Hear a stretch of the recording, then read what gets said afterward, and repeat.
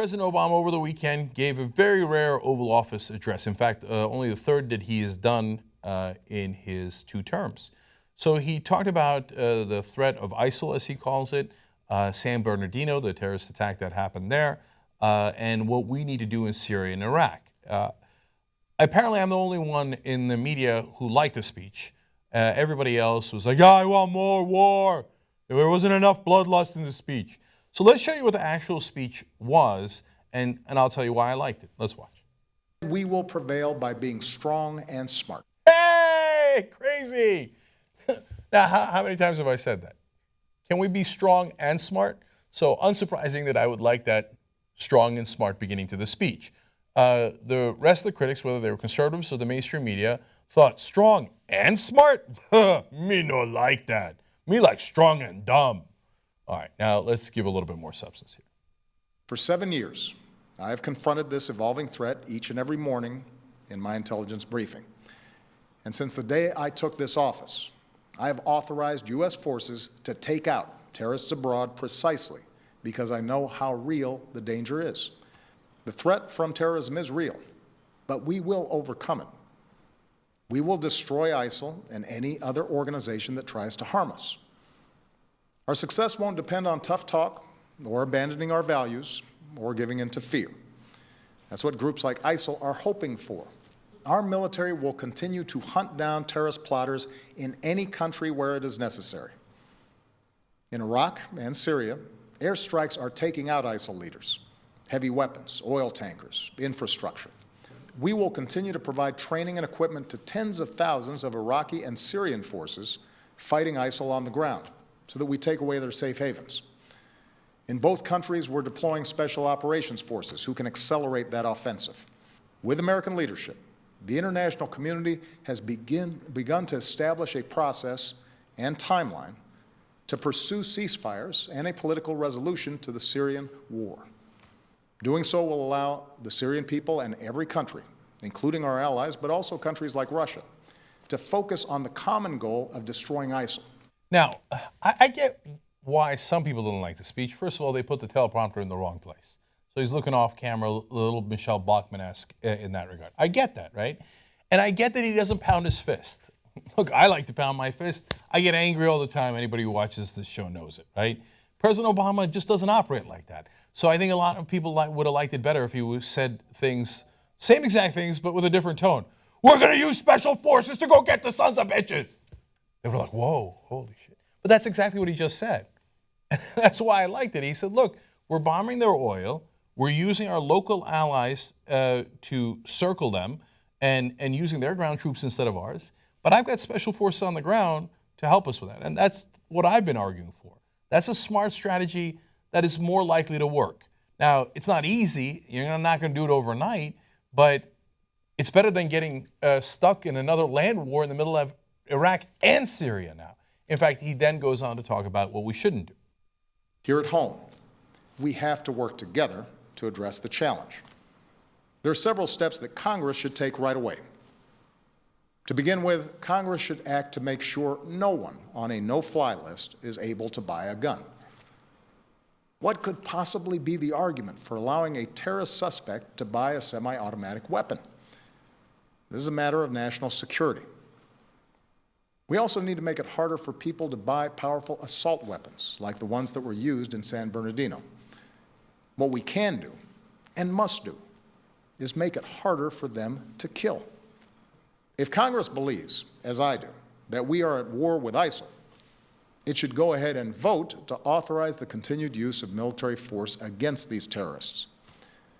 For over a year, I have ordered our military to take thousands of airstrikes against ISIL targets.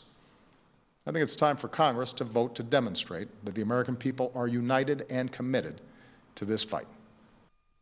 Okay, perfectly reasonable. Look, you keep wanting me to bomb. In fact, you say I'm not bombing enough. Why haven't you authorized force yet? Oh, because you don't want to be politically accountable. Republicans want the option of later being able to say, I didn't want to bomb ISIS. Bomb Iraq and Syria? Me? No, I didn't authorize it. Right? And look at what they're doing now in the case of the Iraq war. All the Republican nominees have turned around and said, me? I was never for the Iraq war. That was that dummy George W. Bush. Trump saying I wasn't for it. Jeb Bush saying, no, I wouldn't have done it knowing what I know now. All of them disowning it. That's what they want to do because they're political game players and they're cowards. If you want him to bomb and bomb even more than he is, well, then authorize it, right? Okay, and then assault weapons. In the UK, there's a terrorist attack, but the guy only has a knife. He injures 2 people. In the US, there's a terrorist attack, but they have assault weapons. They kill 14, injure 21 others. Guns are designed to kill people. If we limited assault weapons, they could kill less people. These are logical things, but people aren't interested in logic. And finally, the terrorist watch list. The fact that we allow people to get weapons on there is insanity. Don't let any Muslims in, it might be dangerous. But what if they're already in and they're Muslim or otherwise and they're on the terrorist watch list? Oh yeah, go ahead and give those guys guns. What happened to the small percentage chance, but let's not take that percentage chance? No. They're on a terrorist watch list, no-fly list. That's okay, just give them guns. Just give them guns. Why? Because the NRAs and the gun manufacturers are going to make more money. That is grotesque, man. That's blood money. Okay, would President Obama be better served if he was angrier about it? If he said it was blood money? I think he might be. But the substance of what he's saying is absolutely true. And finally, he gives us a warning about what we shouldn't do. Let's watch. Let me now say a word about what we should not do. We should not be drawn once more into a long and costly ground war in Iraq or Syria. That's what groups like ISIL want. We cannot turn against one another by letting this fight be defined as a war between America and Islam.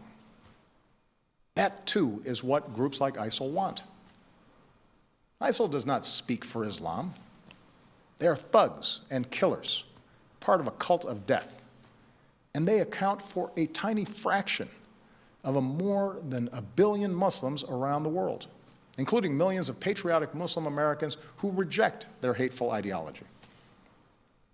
Moreover, the vast majority of terrorist victims around the world are Muslim. If we're to succeed in defeating terrorism, we must enlist Muslim communities as some of our strongest allies, rather than push them away through suspicion and hate. It is the responsibility of all Americans, of every faith, to reject discrimination. Because when we travel down that road, we lose. That kind of divisiveness, that betrayal of our values, plays into the hands of groups like ISIL. So he called, everybody keeps saying, just say it. Okay, so he called ISIS thugs, killers, cult of death. Anything else he needs to say? Maybe he should have screamed it so it would have been better, right? And then he says, can we please not be stupid and not alienate the Muslim allies we need on the ground? Who are our allies in Syria, in Iraq, in Turkey, in Jordan?